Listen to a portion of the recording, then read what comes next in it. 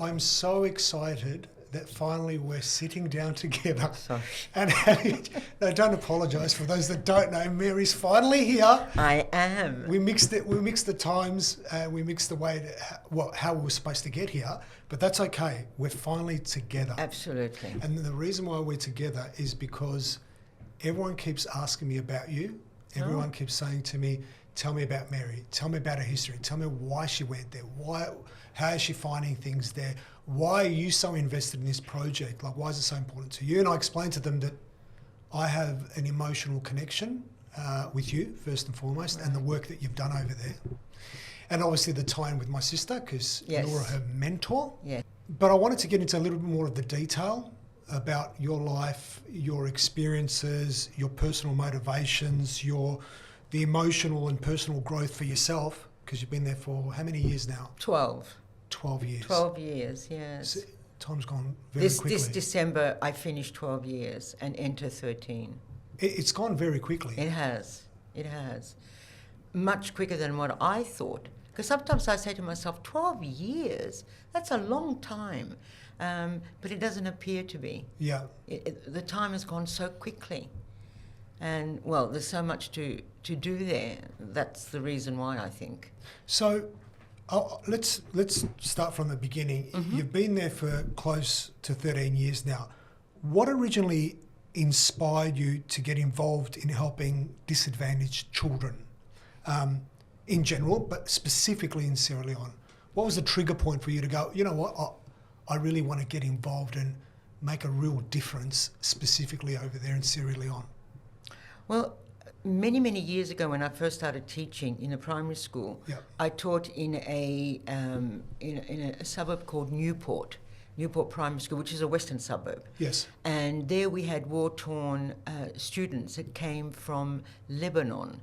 And I realised then that I liked teaching in schools where children had great needs and were at risk. A lot of my students couldn't speak English. I would visit them at home. I would visit the parents at home as well and try and help them. So I was always attracted to people to children who were at risk. And I suppose in my own mind, I thought that the best teaching was with children who really needed my help. That to me was my best teaching. The other point that I think also led me to Sierra Leone was my mother. My mother was also a teacher, a secondary school teacher, right. And she was a French teacher, brilliant teacher. Do you speak French? Yes, we do. Yes, Fantastic. we speak French. So my mother always used to say to me, her dream was to start an orphanage. That was her dream all her life. Mary, we need to start an orphanage because children need a lot of assistance. You know, the orphans need a lot. Extraordinary. She really meant it too. It wasn't just a dream, but she really meant it. She wanted to start an orphanage. Very difficult in this country, in Australia. Yeah. But that also made me think, okay, I need to see how we can do that as well. But I think the biggest factor was my brother. Of course. He was the biggest factor. He constantly would ask me to go to Sierra Leone, well, to go to Africa. I did visit Kenya when he was in Kenya. I did visit him there. But Kenya was different to Sierra Leone. I also visited him in Sierra Leone when he first went there for a month. Why was Sierra Leone different? I want to stop on that point. To Kenya. Kenya appeared to me to be much richer than Sierra Leone. The people of Sierra Leone, when I first went there, were really what I would call abject poverty. Nothing. They had nothing. They went through a civil war, whereas in Kenya, the people did not go through a civil war. Right. There was a lot more stability in Kenya. By that I mean economic stability, I think also governmental stability Right. in the way they were governed. Whereas in Sierra Leone, there didn't seem to be that stability. They went through a civil war, they went through so many other things, but first, foremost, the civil war was terrible. I've seen footage. Barbaric. Anyway, so I think that the difference was that these people really suffered, truly suffered, and hence needed help. And so I could see the difference between Sierra Leone and Was there a specific Kenya. moment for you, a moment or an experience in Sierra Leone where you quickly realised the depth of the challenges that these children faced? Was there that moment or an experience that you had while you were there on the ground in Sierra Leone where you went, this is a big challenge? I think my first challenge, Dimitri, was with the disabled. Not so much the disabled children, Right. the disabled parents of the children. Right. Yes, and that was one of my biggest challenges. I had no idea the percentage of people who were disabled in Sierra Leone. I had never seen that. Polio, Yep. one, because they hadn't received the polio vaccination in the early 60s or 70s, whenever it was. Yeah. Therefore, polio was rampant there. People with arms and legs chopped off because of the Civil War. Yep. It was one, do you want a long sleeve or a short sleeve? Hence, they were accordingly, their hands, their arms were chopped accordingly, either here or up there. It just Wow. depended, yes. So I had never seen it. I had never experienced this in Australia, nor in Kenya. This was the first time I'd ever seen anything. So I thought, I realised then and there was suffering, a lot of suffering. And these were the parents of the children. Yes. So how do they help their children? What do? They don't work, they beg. How can these children have a proper education? How can these children have a normal life? So I thought, yes, this I really needed to look into this and see how I can help the children of the So disabled. you'd say that was the pivotal moment for yourself? I think that was one of the moments, yes, Right. one of the, because the disabled are not the easiest people to get along with, meaning they have this attitude whereby people owe them because they've lost their legs, they've lost their arms, they Right. can't walk, they have polio. So it was very confronting for me. Yep. Very confronting, the way they spoke to me, the way they expected things from me. I realised there was a lot of work to be done there, and of course for the children, for the sake of the children, because I'm all about the children, and Yes. that's who I am. And when my brother first started the school, the first school was for the children of the disabled. That was the Right. first school in Waterloo. It started off for the children of the disabled, and of course it grew to whoever wanted to come within the community who were poor Yep. were allowed to come. But that was the initial thought. These children needed schooling, and my brother said, right, let's start a school there. Fantastic. So that would you say that helped shape your approach moving forward? That first initial school and looking after those children. Yes, I think so. And the children of that area, because they were very poor. Waterloo is a very poor area. Yes. Yes, I would say that. Yeah. That it helped me.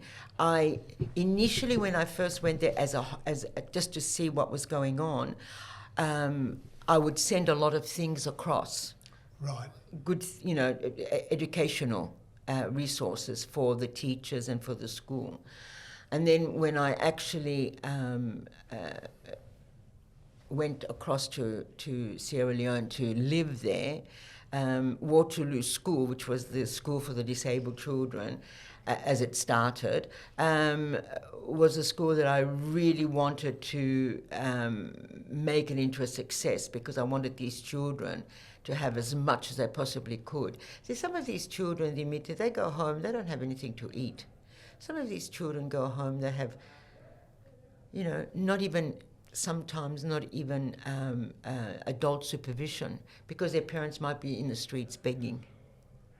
So it's school for them was their life. They wanted to stay at school for as long as they could during the day. Because it was, they were with friends, they were with people who cared for them. Yeah. So that is why, we tried to make that school as enjoyable for children as possible. And of course, academically, give them something to be able to hold on to and aspire. But it was also make them have fun, enjoy their lives, because I knew going home was not fun. Everyone I've spoken to that has been to Waterloo, friends of mine that have been there, and it comes up in conversation, hey, did you have the opportunity to spend time in Waterloo? Yes. Did you partake in any festivities, or did you end up feeding the kids in the feeding hall? They're like, yeah, of course we did. We're like, well, we funded that feeding hall, the construction of it. And everyone says to me, it is life-changing, that investment that was put into that school, that feeding hall, because these kids get one hot meal a day. Correct. And all the other cultural festivities and activities associated with it, not only for the school but the community also. Correct. And we sometimes brush over it like it's, we did that. Yeah. But unless you're there and you're experiencing, or you live there, it's very different to comprehend the life-changing experience for these children that do get this one hot meal a day and have fun and learn along the way. Correct. I think what the hall has done, if you wish, it's brought all of them together, enjoying their meal. Yep. It's so important for them. But not only that, it brings them together as a community, as a school community, when we have particular events, or festivals, or plays, or whatever it may be.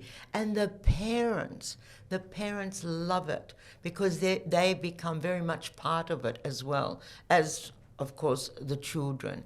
So that hall is very, very important to us. Feeding program, as well as bringing that community together and celebrating whatever it may be that we are celebrating. Sometimes we let the parents bring food, because we might have a cultural day or something. Everybody joins in and eats together. These are the days that the children are going to remember. These are the days because their families are there, their grandparents are there, everyone is there. And believe me, Dimitri, that hall just gets filled so much. I mean, it topples over. That's fantastic. That's how important it is to us. And it's used, and it's really used. I'm glad I asked that question. Yeah. I want to kind of look at the emotional and the personal growth side for yourself. Mm-hmm. I guess, how has working with these children changed your perspective on life? Well, I in a way, one of the most important lessons that I have learned, and I suppose because these children do not have much, but they can still enjoy life, is we don't need much in our lives, material things. We really don't. It's all about that interaction with the other person. It's all about giving love and understanding to the other person. It's not about giving them just clothes or giving them some money. It's about having that close relationship with the children, and not only with the young children, also with the older children, right. and the Orthodox Youth Fellowship, yeah. and even some of our congregation. Right. It's about giving them that which they need. And for me, it's love, understanding. Yeah. And I have learned through this experience, Yes. I don't need much. I come back here to Australia, and within my first week, I need to go to the supermarket and buy some food. Yes. And the first day, seriously, I just walk around the supermarket looking at all the products, all the diverse products, all the different products that we have, all the food stuffs that we have. Yeah. It's extraordinary. It's really extraordinary compared to what we have in Africa. It's just, night and day. But I mean, that's okay. I mean, we're a Western world, and this is how we live here. I mean, and within a week, I get used to it as well. Don't get me wrong. But it is a shock in the beginning, because it's not just one yogurt, kind of yogurt. It's all different kinds of yogurts, and vitamin A, vitamin B, vitamin C mixed with I don't know what, whatever it may be, with some other dairy product, or oat milk and whatever. We have everything here. I was telling a friend of mine that experience when you first came back. I think was it last year when we spoke, when we caught up, and you said you were in, I think it was Coles or Woolies, and you went to get some yogurt, and you were standing there in the aisle, and there were like 50 to 100 different yogurts, and you're like, well, which one do I buy? Yeah. I just want some plain yogurt. Yeah. But there's just so many. And there are, too many. That's it. Our choices have become now too big, and we don't know what to choose anymore. So over there, it's not like that. Over there, it's life is simpler, and in many ways, life being more simple is less complicated. Yes. It makes all the little pleasures of life are just making people laugh, smiling, teaching them, yes, helping them out. That's all it is. They're the pleasures in life. It's not about what I'm going to eat. It's about what am I going to give to the other person to make them happy. Was there a moment when you felt emotionally overwhelmed by the work you were doing? Was there a moment where you were overwhelmed by what was transpiring in front of you? I heard so many times within a week, so many people that had something to do with the mission dying. I think that was overwhelming for me. We take death completely differently here in the Western world to what it is over there. How? Because it's a daily event that death is just part of life. It's not traumatic for them. It's not, oh my goodness, I've lost someone that I've loved. It's, yes, I've lost someone that I've loved, but I'm going to go on with my life. They come to us, to the mission, asking for money in order to bury their loved ones, whoever they may be. And initially, they would just sit there waiting, and I didn't know what they were waiting for. Right. And I would say, is there somehow I can help you? And they'd say, no, we've come to... Then my brother was a priest. He wasn't a bishop. No, we've come to see Father. Okay, but Father is busy right now. Can you wait? Yes, and they would wait for hours, in order to try and get what they needed for their loved ones. And invariably, it was, I've just lost my sister just now, 2 hours ago, 3 hours ago, and I need to bury her. I need money. Invariably, I mean, constantly, not invariably. It was extraordinary. And within a week, how many people I had heard talking to my brother about the death of a loved one, sister, child,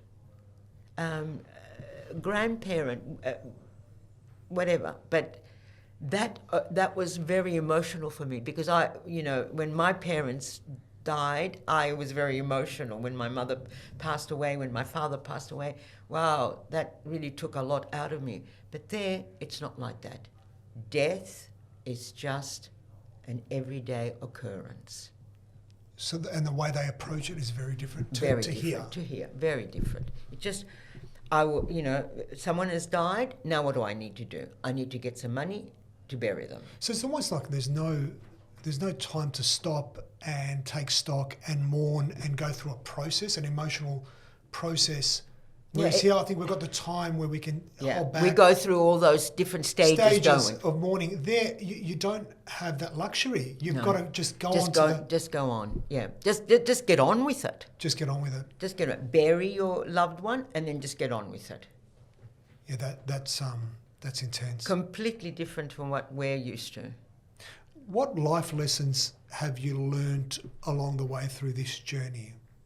Like, what are the biggest lessons and the biggest learnings for yourself during this process? To love people, to truly love people, to listen to their stories and see what and how one can help, to be patient, very patient, because these stories to these people are very real, whoever they may be. Even when I come back here, it's very important for me to listen to people, to act upon things, not just to sit back and think that, of course, with God's grace, always with God's grace, to act upon it after prayer or whatever it may be. After you hear certain stories, you need to help out. You see, Dimitri, when you are in this poverty line that there is no hope for you, none whatsoever, you wait to see, or you need someone to come along and help you out. You can't do it on your own. Not when you are this poor. Not when you are this poor. It's just very difficult. So the mission for them, that stands for, the people who can help out. I want to talk about some of the challenges, especially around children and education. What are the significant challenges facing children in Sierra Leone today? Staying in schools. Staying in schools. Because schools there, oddly enough, are quite expensive. I mean, you have to pay a fee. Sure. When you go to schools there. And if you don't pay your fee, you're out. Right. The older you become, let's say secondary school, if you don't pay your fee on time, not only if you don't pay your fee, but if you don't pay your fee on time, you're out. There is no sympathy here. Universities, exactly the same. If you don't pay your fee before you sit for your examination, they won't allow you to sit for your examination. Right. So it's quite tough. Therefore, they see the mission as the way forward for education. Keeping children, if we weren't there, just children staying in education is tough there because the parents can't afford it. So if you're just going to have an education only for the elite, it doesn't work. That's what they had initially in Sierra Leone. They used to call the education in Sierra Leone the Athens of West Africa. That's what it was called. Right. But they were only the elite who went to school, who got a skill. Yes. But now you can't have this. I mean, these children who are coming up need an education. Otherwise, they will never get out of poverty. Never. And I think that's the key. Because people say, well, it's just an education. Well, it isn't just an education. No, it's not. For countries like Sierra Leone, education is imperative. It's the only way to get them out of that poverty, that cycle, that poverty cycle, that poverty mindset. Yes. It's only through education. See, when you're poor and you're given some money, you will spend it immediately. That's the poverty mindset. You will spend it. Tomorrow doesn't come. because you don't know if it will come. Yes. So immediately, there's no, I will spend $2, but I will keep my other $2 for a rainy day. That doesn't happen. So all the money will just disappear within hours. So hence, education teaches them, makes them think about what do you do with your money, how you're going to react with your money, budgeting. These things are not taught over there. Well, they're taught in schools, but they're not taught, on a sort of daily basis to most of the population. Right.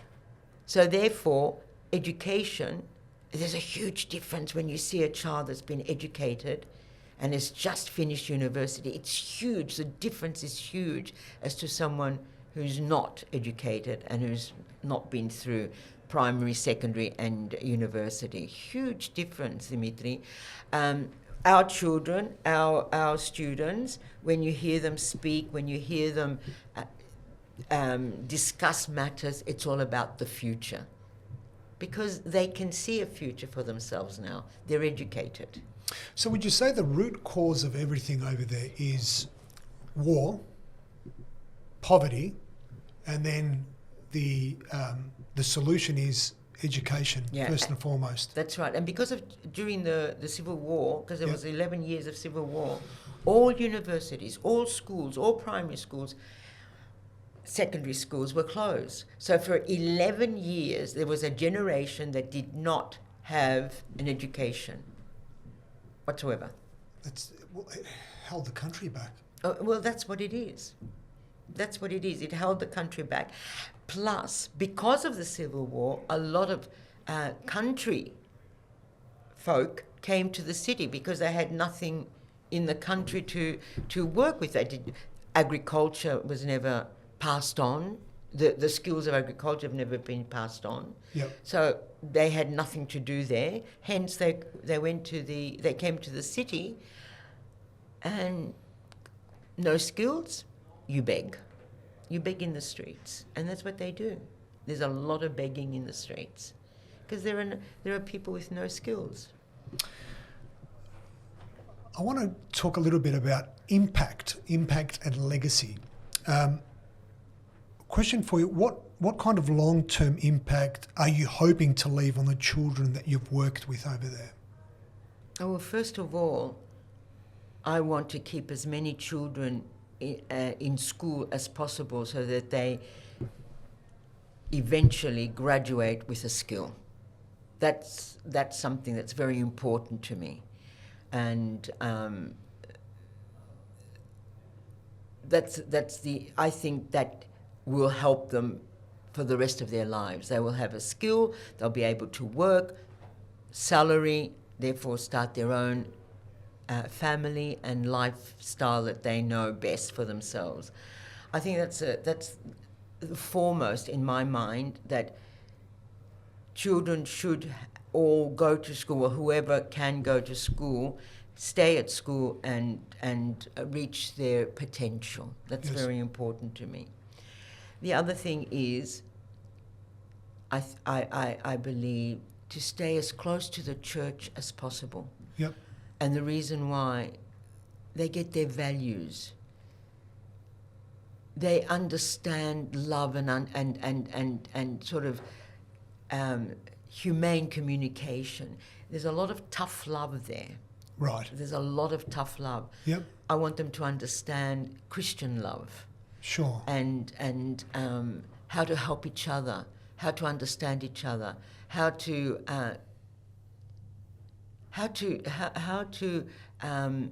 remain within that community of love and understanding through the Orthodox Church. That's very important to me. Is it because of the values? Yeah, it's because of the values. What did you see before that? For those that are not, is there a difference in value set? It's that when you have needs, you'll do anything. Sure. To get what you need. Lie, cheat, right, steal, I don't want to go to kill, but you know, it could be because you have needs, hence you can only see your needs and your immediate family's needs. Therefore, what do? Well, you don't tell the truth. You lie. You lie. That's an interesting point. I'm going to go a little bit left off field here, because it's come up in conversation with a family member of mine, where we were talking about that period of lockdown, and we were talking about various components of it, various aspects of it, and he said to me, we were very lucky because we had food on the table. We had everything we really needed. Yes, we were locked down and it wasn't ideal. But imagine if you didn't have food to feed your children. What would you do, Dimitri, if you didn't have food to feed your children? Would you be compelled to jump over your neighbour's fence and go through his veggie patch and steal veggies to give to your children? Like, you're not thinking about what could be. So you don't realise how lucky you are, even though it's not ideal. But there would have been places in the world where you don't have that ability to go, well, I'm feeling hungry, I'm just going to, use Uber Eats and get something delivered to me, versus being in a country where you don't have that luxury. If you don't have food, there's no way of getting it unless you are going to beg, steal, lie, etc. Yeah, that's right. And look, sometimes my brother says, we accept 10% of lies. That's it. Yeah. 10% of cheating. That's it. Nothing else. Yeah. More, it's not good. Of course. Yeah. Of so, course. They will lie. They will say, my grandmother died and we need to get some money, but maybe the grandmother is still alive. and yeah. You've seen a lot, experienced a lot. I'd love for you, if you can, if anything comes to the top of your mind, if you can share a story of a child or community whose life has been transformed through your efforts and the efforts of the school that you've built. Oh, you've built a few schools now, but I'm thinking of Waterloo now because I'm connected to it. Are there any stories that you can share where you've seen a child go from primary school to having nothing, to being fed, to changing their perspective on life and their ability to engage and go on and go to secondary school and potentially university, etc.?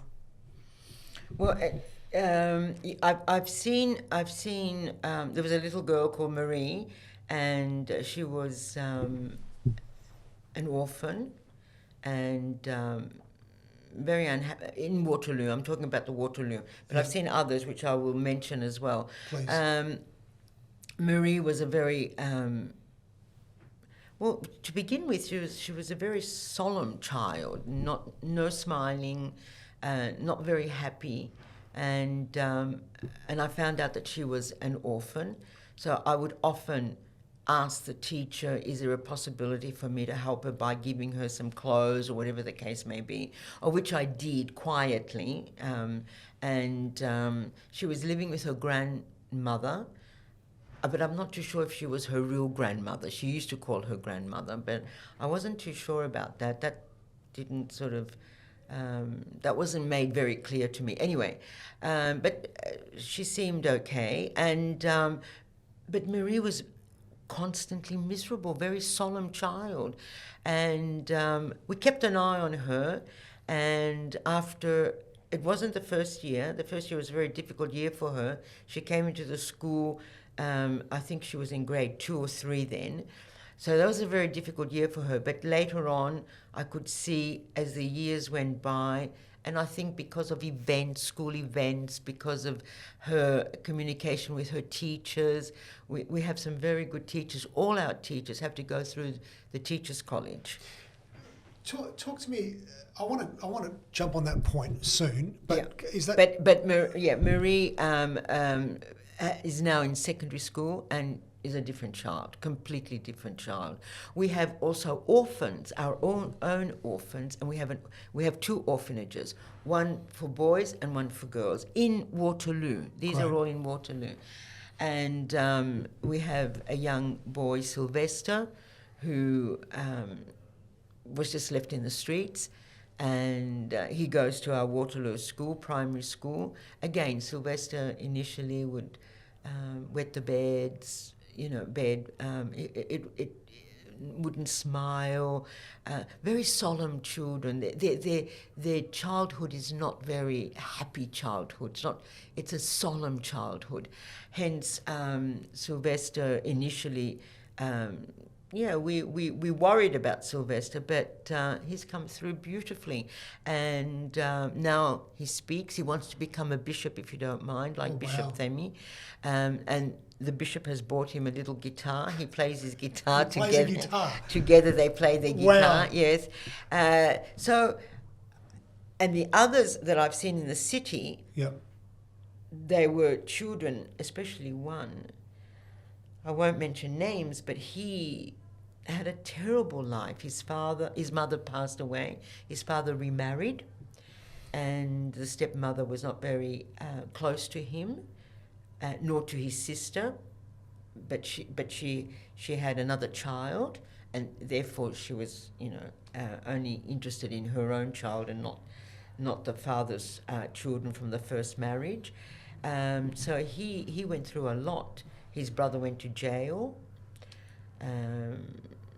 I had to help out there too. I went and helped him out of jail. I paid a little bond. It was just stupidity from these other boys. Sure. But they had no guidance. They had no parental guidance. How long ago was that? It's about 4 years ago. Where is he now? Well, the boy's with me. He's one of my teachers. He's one of your teachers. So he's gone from prison term. No, that was his brother. That was his brother. Yeah, but very much, following that pathway. Yeah, influenced by the older brother. Influenced, of course. So I kept him very close to me. He's now married. He has a child, and he's one of my teachers. I love that story. Yeah, because he could have fallen through the cracks. Definitely, and we're very close. Even now, he keeps writing little letters, messages. When are you coming back? I need to speak to you. I need to speak to you. I need to speak to you. Wow. Yeah. Before I jump into the next question, I just wanted to go back and focus a little bit on the Teachers College, because I know when we had the brief discussion recently, and I wasn't aware of this because I haven't gotten into the detail of everything else you work on. Talk to me about the Teachers College, because you gave me a number of the amount of teachers that have gone through the college. Yeah. Your view on the college, the education department's view of the College of Sierra Leone, because I know you've got a good relationship with them. Very much so, yes. Can you just briefly cover that? Because that's crucial, I think. Yeah. To the well, the development. college started in 2012. That was the first year that I was there. I started the college. My brother started the college, Sure. Please forgive me. But I actually led or administered the college. And we've had over 500 students graduating from the college since 2012. The college... The whole point of this college was to educate existing teachers, not young people coming out of high school only, Right. but educating existing teachers. Remember, because of the Civil War, all the institutions, educational institutions, were closed. Right. Hence, we have teachers who are teaching children without any training whatsoever. So I wanted to make sure that those teachers were trained. So what we do is we start at 4 o'clock in the afternoon when the schools are over. The schools finish at about 2:30. Right. So we start our lectures at 4 o'clock in the afternoon, and we go till 7 o'clock at night. Hence, these teachers who come to us, they're existing teachers. They come to us at 4 o'clock till 7 o'clock every day, except for the weekend, of course. And then after 3 years, they receive their diploma. And so do you have a direct link with the education department? We do. And they promote this to get them through the college? How does it work? It's not that the education department promotes this, but it's that the education... we were the first early childhood institution, Yes. in teaching institution, Yes. in Sierra Leone. We were the first one. Post the Civil War. Yeah, we were first one. Early childhood was not seen as very important Right. in primary school, and especially secondary school seemed very important, but not early childhood. So when we first got there, it was my brother. It was my brother's initiative. The bishop looked at it and thought, no, we need early childhood. Of course. So he started the early childhood teachers college, and then I came to administer it, to lead Sure. it, to work it, and it's been a great success. And the reason why is because all our teachers, even though they are working in schools, after their training, they get better salaries. They're much more in demand because they've come out of our college. Right. We are the only early childhood college. Even now, there are no others. What the others are, general. Right. There are all the different universities, they do have early childhood, but Yes. it's more general. Ours is specific to early childhood. Hence, the education department sees us as very interesting. Not only the education department, but also the National Board of Examinations, because when we first got there, the National Board of Examinations had no examinations for early childhood. Right. Because we go under the National Board of Examinations, because we're recognised as a registered college. So the Board of Examinations didn't have examinations for early child. They were very general secondary school type examinations for teachers coming out Right. to be examined. So our college would write the examinations for early childhood and give it to the Board of Examinations in order to give it to the students that were coming out, because they were coming out and they had to be examined on specifically early childhood. Well, absolutely. Yeah, It's a given, right? But they couldn't, because that didn't exist before. So our college was seen, and they will tell you even now, if it wasn't for the Orthodox College of West Africa, Yep. we wouldn't have been able to give these examinations to early childhood. So you have a great relationship then with the authorities over there. Oh, then? absolutely. That's great. The director of early childhood is a very good friend of mine now. She's become a very good friend of mine. She sends her granddaughter to our kindergarten. That's incredible. I've got a question for you. What ways do you think outsiders can contribute without imposing their own views on local communities, especially when they're removed from the issues? Because those that are on the outside can think, oh, well, why don't they do this? Why can't they do this?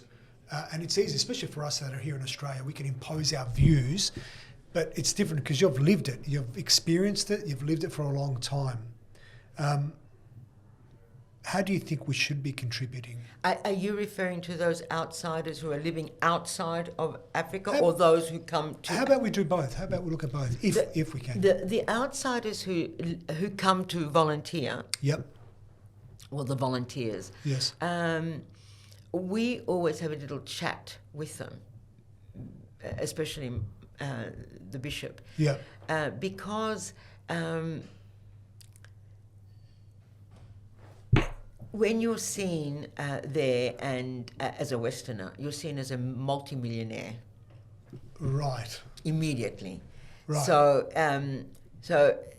the demands come to you quick and fast, and many of them. Of course. So we do tell whoever is volunteering, Yes. just be aware of this, be careful, and always say, well, I'll run it through the bishop, I'll run it through Mary, the deaconess, whatever the case Yeah. may be, because the demands become very high, and there are too many people to please, and Right. it can be overwhelming for our visitors, for our volunteers. Right. So they know how to respond. We try and tell them how to respond to certain situations. Because to be honest with you, Dimitri, a volunteer, once they have a skill and they can use that skill in Sierra Leone, we leave them, we let them go. They become almost autonomous. Right. Because, you want to do your work, and if you've got a month or 2 months or whatever the case may be, you want to give as much as you possibly can. So we let these things happen. Of course, they come back and talk to us about what happened, and if anything happens, we help out. But more or less, they're on their own to fulfill whatever it is they've come to fulfill. So volunteers are good because they give us a skill and they help out. It could be help if it's a priest, helping our priests. Yes. If it's a soccer trainer, then they will help the children. We also have soccer club. Oh, so fantastic. Children from the streets we collect and we put them in teams, and therefore Get them off the streets. Yeah, every weekend they play soccer. That's brilliant. Yeah. So, but the people who are here, Yes. who don't necessarily or can't necessarily come to Sierra Leone, you are what we call the army behind the army, because you are the ones. Without you, we can't do anything, because you are the ones who are supporting us, be it financially, be it spiritually, be it resourcefully, whatever it may be. Yeah. You are the army behind the army. So you're very important to us, extremely important to us. And that's why we come back every year, every single year, in order to fundraise, in order to see what's happening, how we can help Africa. I also come back and meet up with early childhood educators in order for me to see what's going on, what's the latest in early childhood, so I can take it back. I'll be meeting with some people just next week in order to see what is happening in the Western world in early childhood as compared to what we're doing there. Yeah, that's great. How do you handle the emotional weight of working in such an environment? How do you handle it? Do you have strategies in place? Do you have a moment sense of humour? You need a sense of humour. You have to turn certain things around and just make a joke of it, but not in a not in a condescending manner, but just a little joke about it. Yeah. Because you really do need a sense of humour. You hear so many stories. You hear so many things. I might be administrating all the educational side of things in the mission, but that's not the only thing I do, because other people will come with stories. There's challenges, and they're knocking on your door and saying, I need help. Exactly. Where am I going to go? Exactly. Because I think for myself, when you think of a challenge, where you're going to go, you're going to go to your teacher, you're going to go to where you spend most of your time and ask for some support and help. Were there any moments along the way where you questioned whether you're capable and able to make a real big difference? Or did you think, we can do this? Or have you ever thought, this is just too much? This is like, whoa, there is no way we're able to achieve. No, I've never thought that. I've always thought that, we are capable and we can do something. And make it happen. I love that. Yeah. No, I never thought anything was too overwhelming or enough, I can't do this. Never. Systemic challenges and limited resources always abound in such an environment. How do you maintain that motivation, knowing full well that it'll always be there? Limited resources. You only have X amount of budget for the year to do X amount of things, but you see all these challenges around you, and it's innate because you want to help. It's the person that you are. But you know what, Dimitri? Yes. They help me as well. The people there help me as well in how? Limited budget or a certain budget and limited resources. What do we do about it? they'll come together. They'll say, it's okay. We can do it this way. We can do it that way. We can make this, or we can make do with this forever. It so often have they told me this, that it's been extraordinary. I've learned from them as well. It's not about, it's a two-way street. It's a two-way street. So, of course, we always need, and especially in education, we're always in need of resources. But somehow, we get by. Somehow, you know how sometimes when you don't have a lot, you creatively do something, make something, which works. Yeah. And that's what we do. I love the point you made about communicating, collaborating, and helping one another out and listening. Yeah. Rather than trying to impose and micromanage. No. Let them come to you with the solutions to the problem. Absolutely. And I see it in everyday life here, where I was speaking to a well-known founder recently in technology. He owns his own company, and was telling me the challenges he was having with breaking through with certain team members. And my feedback to him was, well, have you actually sat down and spoken to them one-on-one over a cup of coffee and let them share with you what they think the solution is, rather than you imposing on them what you think it should be? Let them come to you. And that's what we do. Seriously, that's what we do. And especially in the schools, that's exactly what we do. And so the teachers or the principals of each school come to me and talk to me about these issues. And I say to them, okay, so how can we solve these problems? And they come with fantastic ideas.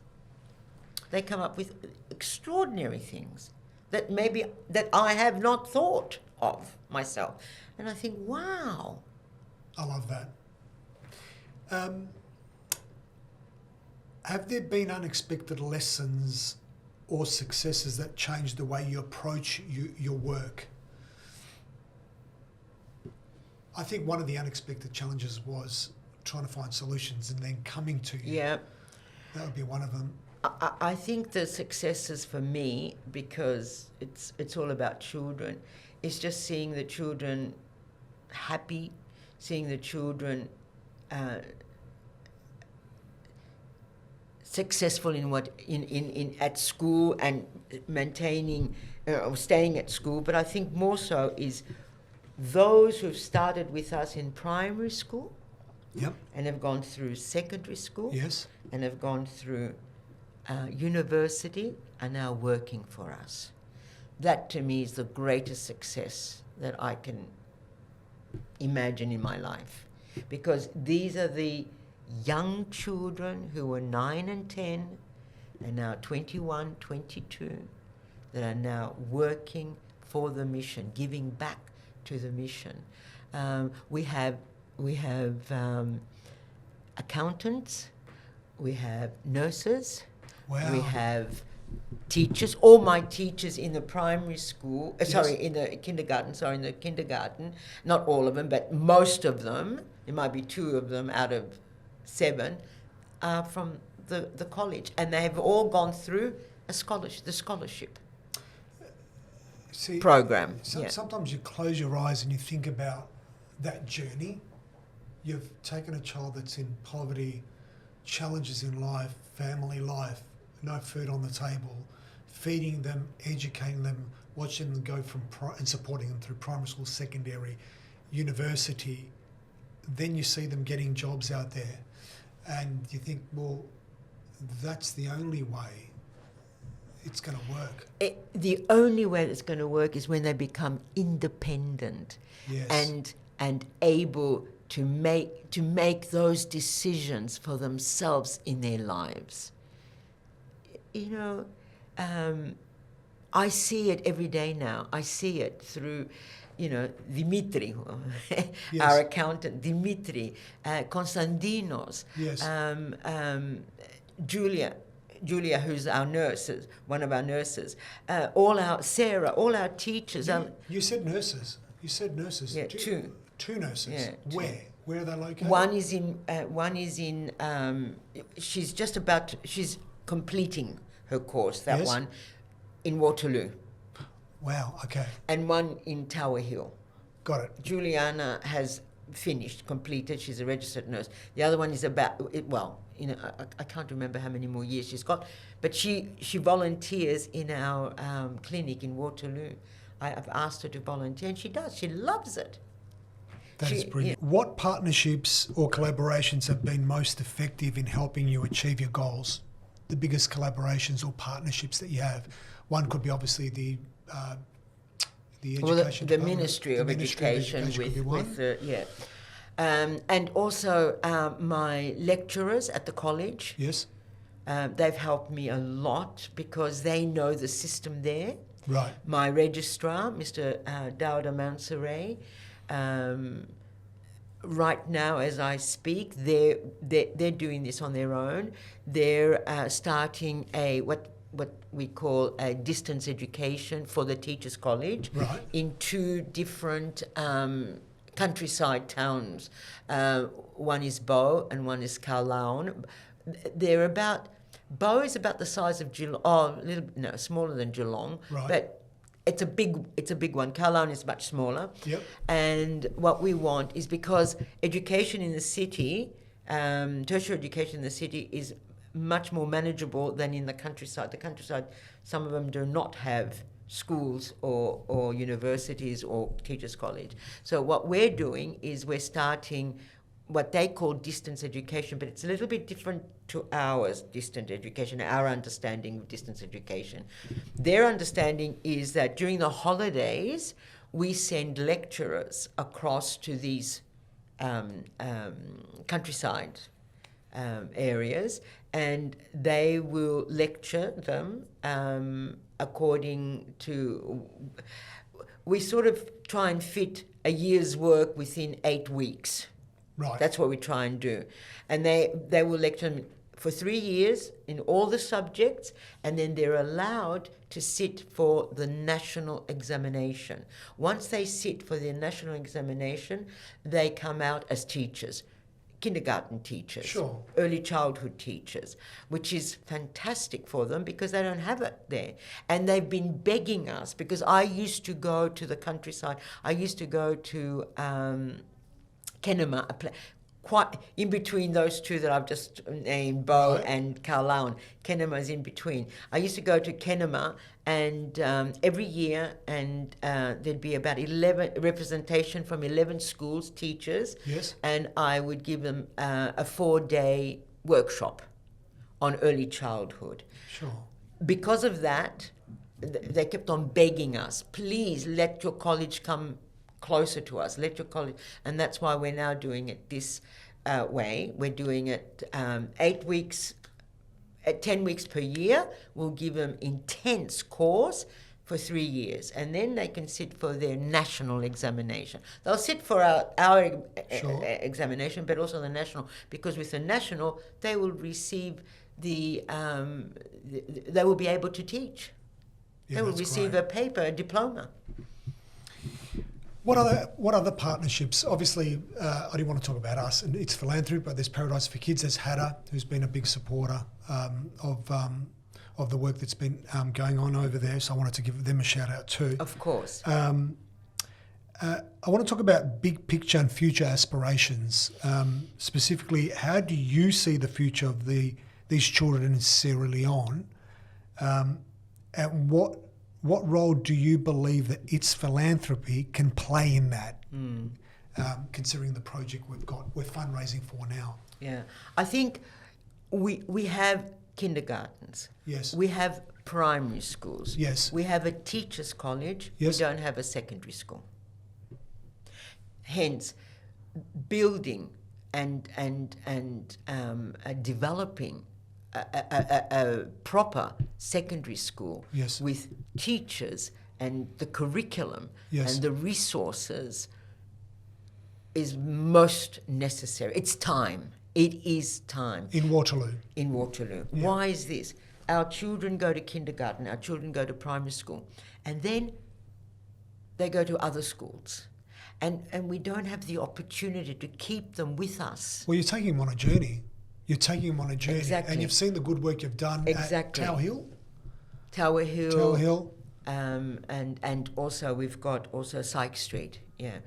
But Syke Street's a little bit different. But Right. Tower Hill. So what we need is to keep them on this journey, the Yep. orthodox journey, Yep. in order for the, and then university. We try and help them as much as we possibly can. Sure. Sometimes it's limiting, but whatever we can do, we certainly do. And I think it's most important to keep that orthodox family together as close as possible. Because they come to church, they know what's happening, Yeah. within our mission. They love it.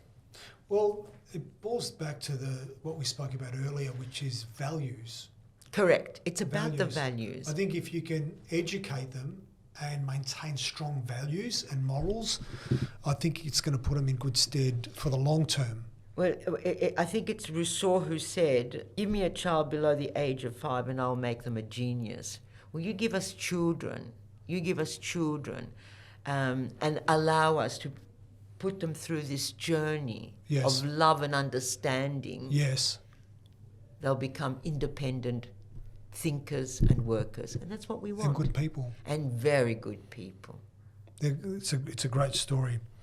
If you could share one message with the world about the children in Sierra Leone, what would it be?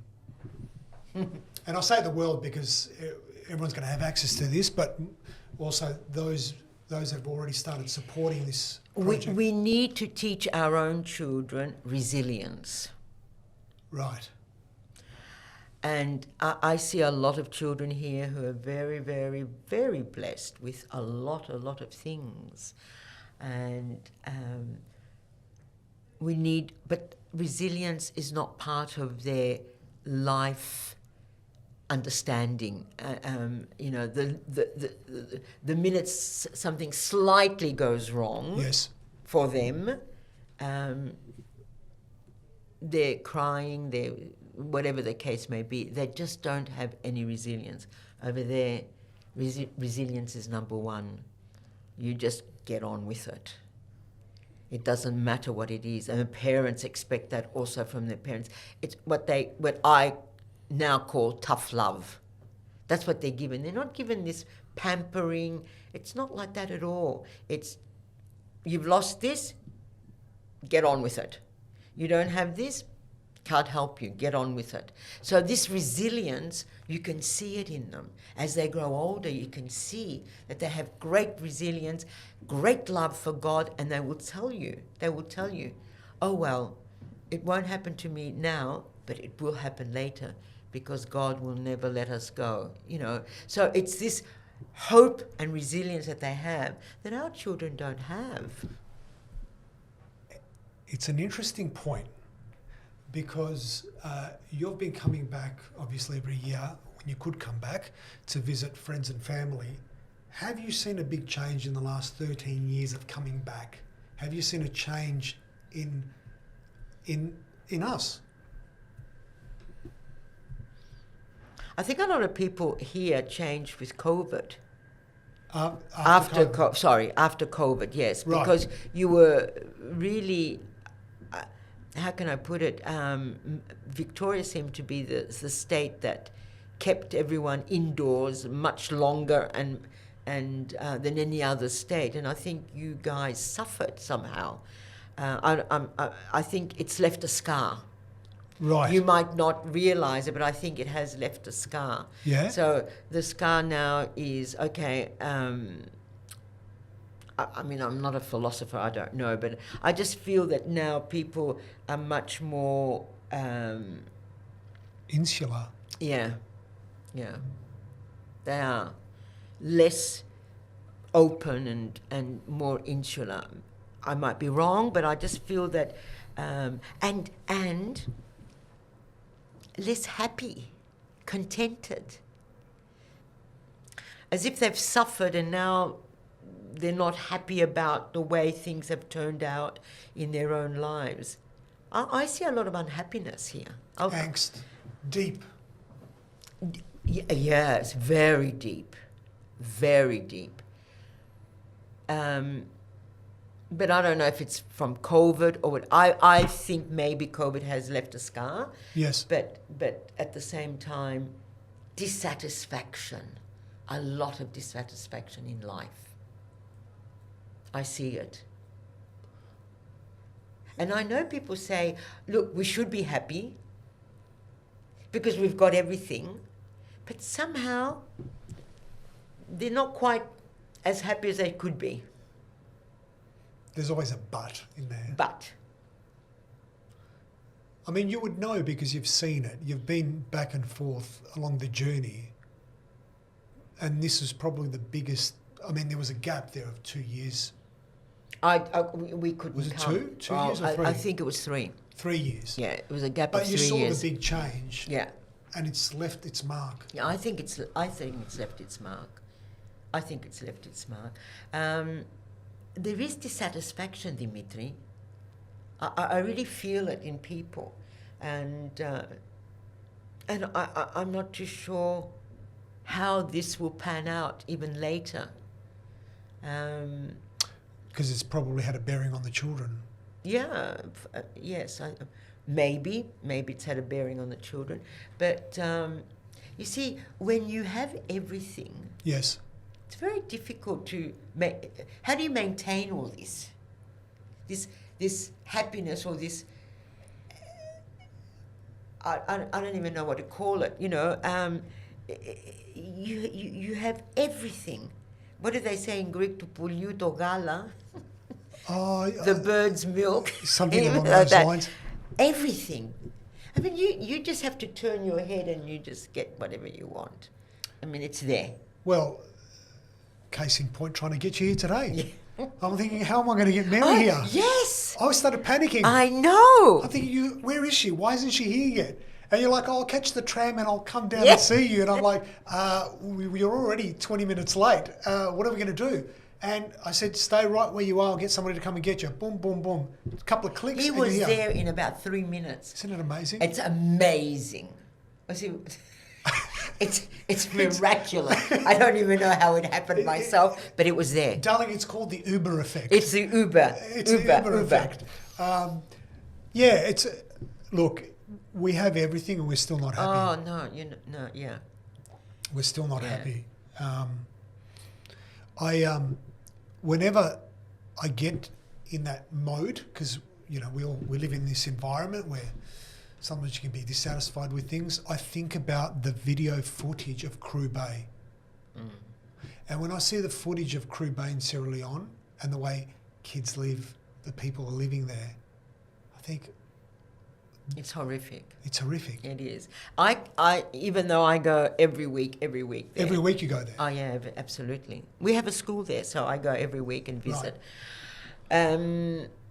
And I know the road, the pathways. I'll call them pathways. I know how to get to wherever I want to go. Yes. I know Kroo Bay now because it's very big. It's one of the biggest slum areas in the world.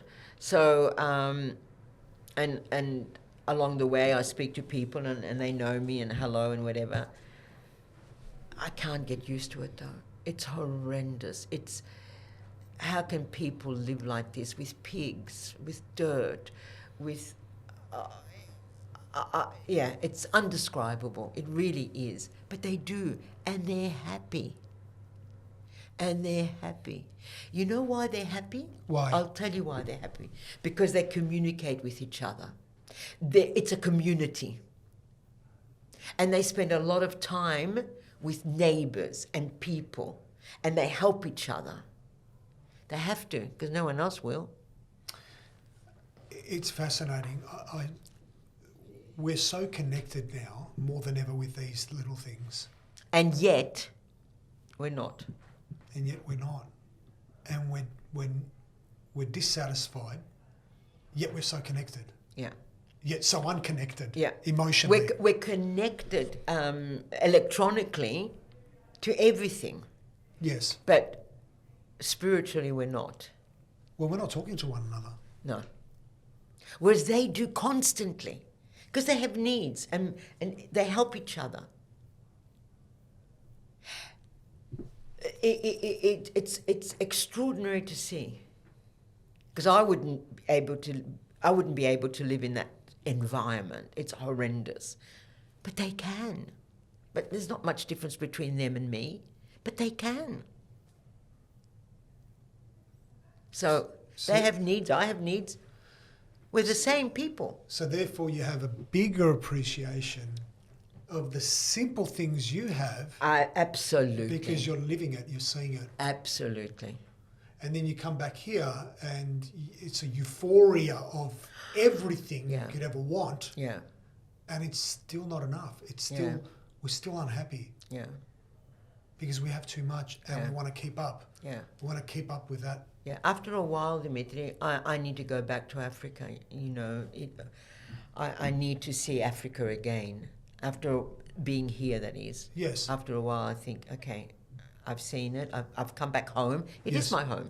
Yes. I've come back home, but it's time to go back. I'm ready. I'm ready to go back. So it's an interesting point you make. Others would think, well, you're back home. This is your home. Yeah. This is surely you'd want to stay here. Yeah, and maybe one day I will because of health or whatever the case may be. Sure. But right now, no. I don't want to be here all the time. I want to be there. You've still got a lot to achieve over there. I hope so, and I think so. I feel the schools are the way to go. Yes. And that is why I want to build up those schools. Yes.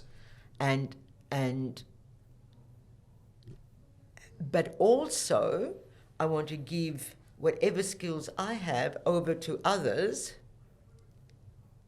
there in order for them to maintain everything. Because maintenance is very important. You know, if one day I do go, yes, if the Lord takes me, or whatever the case may be, there's got to be the second plan. What happens? Plan B. And plan B is we've got the people on the ground doing exactly the work that we started. Because then you can turn around and say, well, this was definitely all well worth it, but more importantly, I'll leave a legacy behind, and we've got processes, people in place to continue the work. And that's what I'm doing with the schools. And that's what the bishop is doing with the whole mission. Yes. I mean, he's got everything. Of course. It's okay. It's an interesting one. People say to me, you know, it's such a big project, you know, raising for this school and getting it built. And I said to them, you'd be surprised what can be achieved by just us here in Melbourne, Australia, etc., if we all band together and chip in and make this happen. Because it's a school, yes, it's a primary school. We'll convert the current primary school to a high school. Yeah. But you leave a legacy behind. You leave something behind that's going to change a community and ultimately change a country, because it is the only way to lift people out of poverty. Yeah. They need to get an education. Yeah. That's it. In a nutshell, education. Yeah. That's it. Because through education, they will reach their potential and they will be able to become independent of what that country can give them as well. Because that country doesn't give them much. Let me be honest with you. As far as education is concerned, as far as food is concerned, you know, so they have to now get the weapons, build the weapons in order to be able to live their lives independently. Because the government's there, everything is, there's a lot of corruption. Yeah. There's a lot. Yeah, sure. I don't mean, you know. Yeah. But there is corruption. They've come out of, they came out of a civil war and they've got to rebuild again. So obviously things are going to be falling through the cracks all the time, right? Nothing's perfect. We can't put our Western lens on it and our Western way of thinking, because they're starting from zero and they're trying to build up again. And it wasn't just, you're not starting from just zero. It was a brutal civil war. It was a brutal civil war. And there's a lot of healing to be had. Yeah. Emotional. Yeah. Yeah. And physical. Yeah, and physical. And it's a generational thing too, right? So I don't judge, personally, I can't judge the way things are and the way they have been.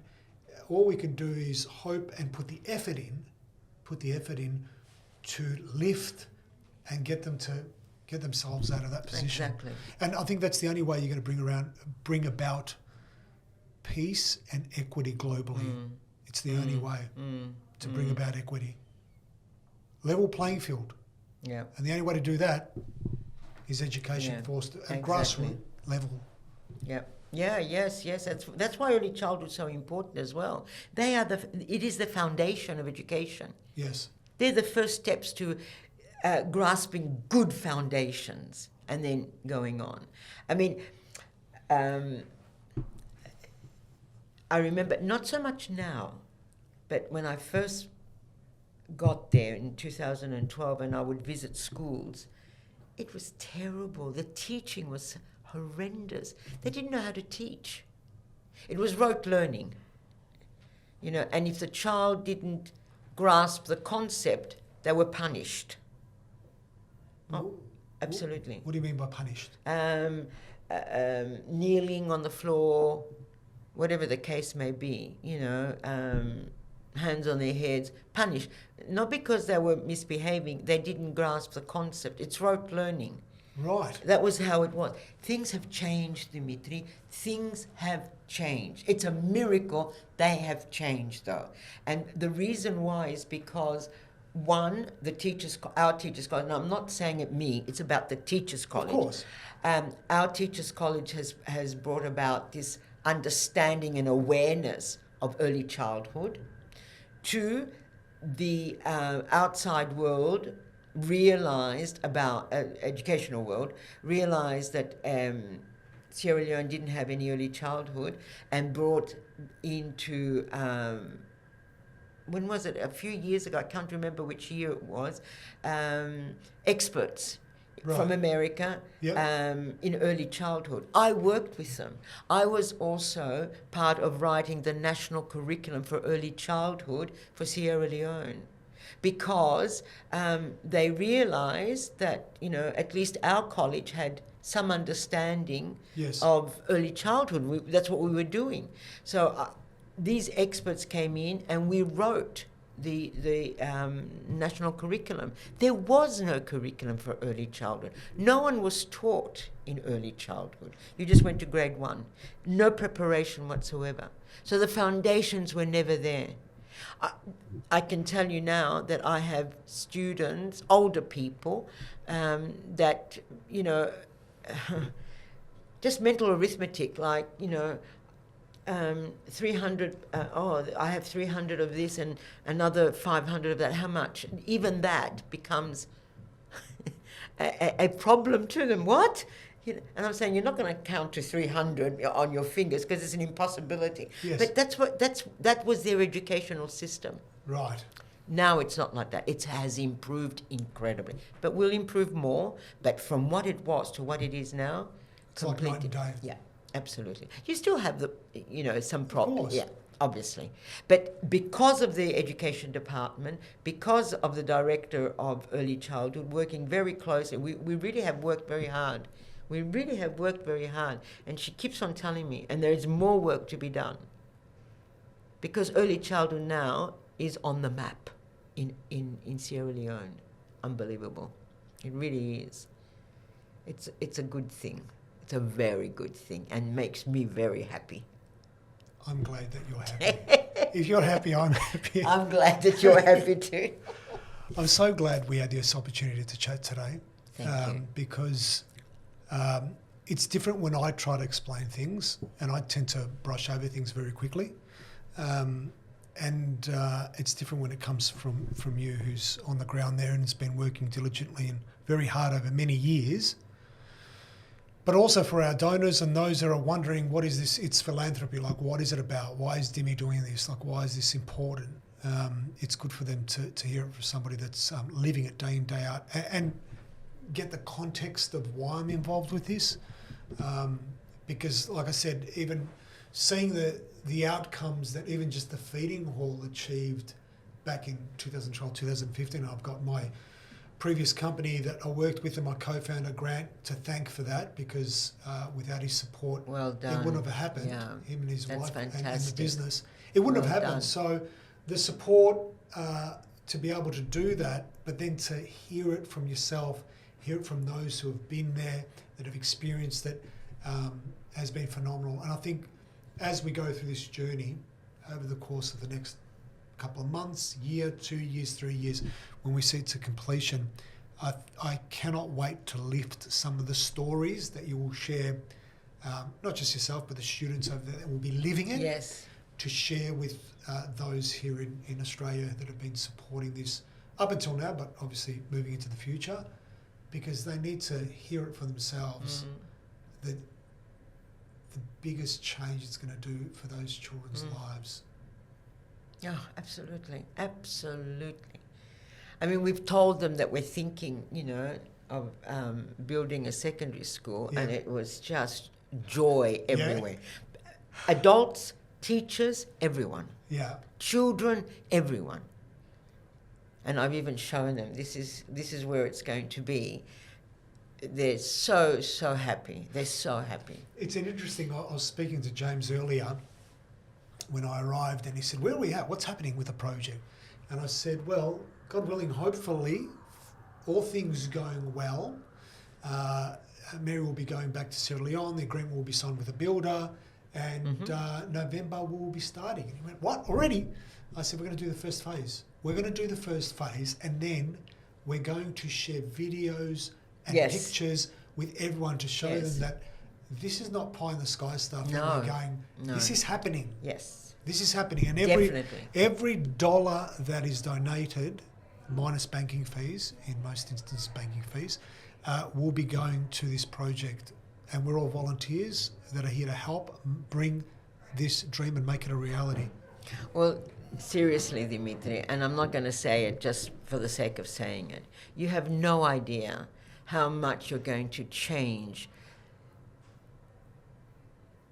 the lives of children in Sierra Leone, and especially in Waterloo, because it's that continuing the journey of, as a family, and we're all together working for these children is extraordinary. It's heartwarming that we, the people here in Australia, are helping the people of Sierra Leone through education. It's a miracle. I mean, who would have imagined that? It's a miracle. So I know, and I don't need to say anything, but I know the children will have a lot to say when they see that reality coming to, becoming a school. Yeah. They will certainly be so thankful. And of course, myself, I'll be very thankful, because not only will there be children there, but we'll be employing teachers. So we'll be helping, people for employment, salaries, their families. So it just grows and it grows. So thank you. I really sincerely want to say thank you very much for your interest, for your love in the mission, and for your support. We cannot do it without you people. We cannot do it. Well, it's the donors out there that are willing to hear the story and support it. I think we've been very lucky, very blessed to be in a handful of people that have been very supportive of it. The challenge is getting the message out, but I think with these discussions, sharing these stories, it will make a difference, and I want to do more of it with your support, obviously, over the coming months. Of course. Because I think once people see it with their own eyes, reality sets in. It's things happening. It's not a... It's going to happen. It's going to happen. I said as long as we've got our health and we're strong enough to keep going, anything is possible. Anything is possible. So thank you. Thank you for taking the time out. Merci beaucoup, monsieur. We got here. I never thought it would happen. Unbelievable. But finally we got it. Unbelievable. I started thinking to myself, it was 2:00, and I thought to myself, I am lucky I said 2:00 because I thought, are we going to go with Greek time? Because Greek time is probably be a half an hour later. And then 20 minutes goes past and I went, I think I better call her. There must be something wrong, miscommunication along the way. There's a lot of miscommunication along the way. Do you know, I've got so much on that I forget. Yes. I didn't forget today. Yes. But obviously I forgot that I had to meet you here. and not be sitting in my house eating my apple, waiting for you. I actually giggled when you said to me, I said, what are you doing, Mary? You're like, I'm just sitting here having an apple. It's really nice. I'm like, okay. Well, when should I tell her that we're actually supposed to be having a chat right now? Thank you. No. Thank you. It had to be done because we've been talking about it for a long time, and I thought we need to have a chat. We need to sit down and talk about more of the detail. Yeah, yes, of course. And let people know.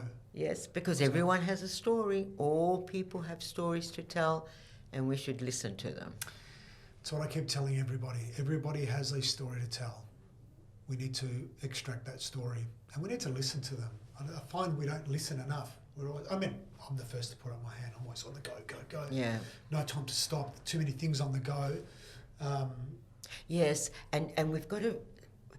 We must not fall in the trap of, I can't do this now, I'm too busy. I can't listen to you right now, I'm too busy. I cannot fall into the trap. In America, in Africa, I listen to everyone. No matter how busy I get, yes, I have to listen to everyone, and I do it. But here, people are very busy, and we can easily fall in the trap. I'm too busy right now, I can't listen. Let's do it on another day. And, things happen in life. Yes. And things don't get done. And people don't listen to each other. They don't. And that's what we've got to do. We've got to aim at really listening to each other. Making time for it. For our own children. For whoever. For our parents. For our grandparents. We're more disconnected than ever. And I think... I had an experience once years ago. We went to a nursing home. I had the opportunity to talk to those in a nursing home, and the stories that they shared left me scarred.